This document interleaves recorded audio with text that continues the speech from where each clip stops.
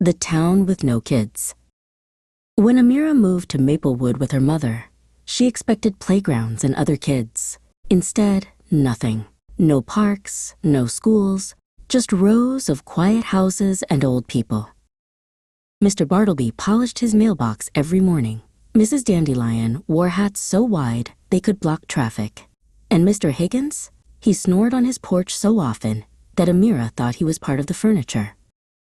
Bored out of her mind, Amira marked big X's on her calendar. Only 200 days till we move back, she sighed. One rainy day, Amira found an ancient cookbook. Her first cookies looked like flying saucers. The second batch tasted like salty cardboard. But the third, perfect, golden, gooey, and chocolatey. She set them on the windowsill. Mrs. Dandelion's giant hat popped over the fence. "Is that chocolate I smell?" she asked, wobbling with excitement. One bite later, she was spinning around her garden like a sunflower in a storm. Soon, Mr. Bartleby appeared, rag in hand. "I heard there are biscuits. They're cookies," Amira corrected.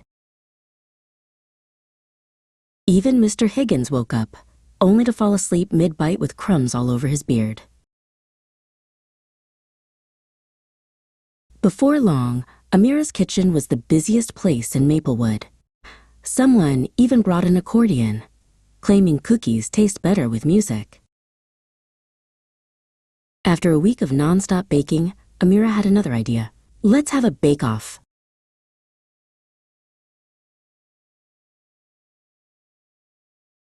The old folks went wild. They tied balloons to walkers, made banners like sugar, spice, and everything nice, and filled the square with pies, cupcakes, and bread so tough it could stop traffic.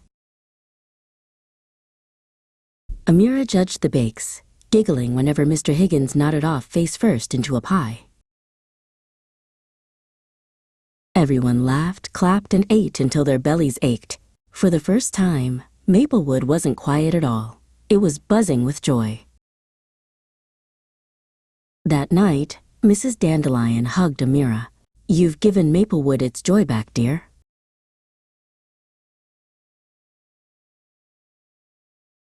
Amira smiled. She no longer needed her countdown calendar. Who cared if there were no parks? She had 47 grandparents, an endless supply of cookies.